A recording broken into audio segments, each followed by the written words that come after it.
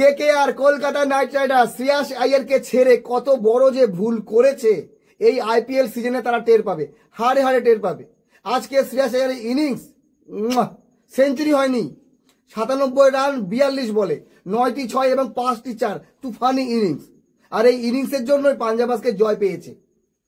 11 রানের জয় গুজরাটের মাটিতে, ঘরের মাটিতে টসে হেরে ব্যাটিং করতে যাওয়া এবং শ্রেয়াস আইয়ারের এই ইনিংস, সঙ্গে অবশ্যই শশাঙ্ক সিং মাত্র 16 বলে 44। তো বিষয় হলো যে আইপিএল এ 2 আইয়ার আছে, এক ভেঙ্কটেশ আইয়ার, এক শ্রেয়াস আইয়ার।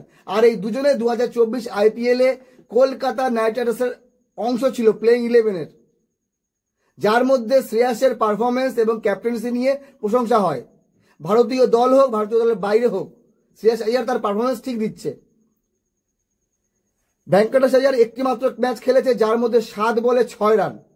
এখনো অনেক খেলা বাকি। ভেঙ্কটেশ আইয়ার ভালো প্লেয়ার, আমরা দেখেছি কলকাতাকে একা হাতে অনেক ম্যাচ জিতিয়েছে। কিন্তু যে প্রাইসে কেকেআর নিয়েছে, শ্রেয়াস আইয়ারকে পাঞ্জাব কিনেছে 26.75 কোটি, ঋষভ পান্তের পরে সেকেন্ড হাইয়েস্ট। অলমোস্ট 27 কোটি টাকা দিয়ে শ্রেয়াস আইয়ারকে নিয়েছে এবং ক্যাপ্টেন বানিয়েছে। কিন্তু KKR Kolkata Knight Riders Venkatesh আইয়ারকে নিয়েছে 24.75 কোটিতে, কিন্তু ক্যাপ্টেন বানায়নি, শুধুমাত্র একজন ব্যাটসম্যান হিসেবে। তাহলে আমার মনে হয় কেকেআর লসে কেনাকাটা করেছে, কিন্তু পাঞ্জাব কিংস এদিকে লাভে আছে। শ্রেয়াস আইয়ারকে মূল্য দিয়েছে, তার মূল্য পরিশোধ করার চেষ্টা করছে আজকের 97 রানের ইনিংস। এইবার কথা হলো যে আইপিএল এ পুরোপুরি ব্যাটিং পিচ ছিল আজকে গুজরাটে, যেখানে ব্যাটসম্যানরাই পেয়েছে সবকিছু, বোলারদের কোনো সম্মান হয়নি। গুজরাট টাইটান্স টসে জিতে কেন বোলিং নিয়েছে? তাদের বোলার ভালো আছে, কাগিসো রাবারা, মোহাম্মদ সিরাজ, রাশিদ খান, প্রসিদ্ধ কৃষ্ণা, এই সকল বোলার থাকলে কেন গুজরাট বোলিং নেবে না? কিন্তু কোনো বোলার পাত্তা পায়নি শ্রেয়াস আইয়ার, শশাঙ্ক সিং এবং প্রিয়াঙ্ক শর্মার আগে। তো 244 রানের টার্গেটে নেমে গুজরাট টাইটান্সের শুরুটা দুর্দান্ত হয়। ওপেনার শুভমন গিল এবং সাই সুদর্শন দুর্দান্ত ইনিংস খেলে। শুভমন গিল 33, সাই সুদর্শন 74 এবং বাটলার 54। শেষের দিকে রদারফোর্ড চেষ্টা করলেও 11 রান পিছিয়ে থেকে পাঞ্জাব ম্যাচ হারলো। ভালো ব্যাটিং করেছে, 232 রান।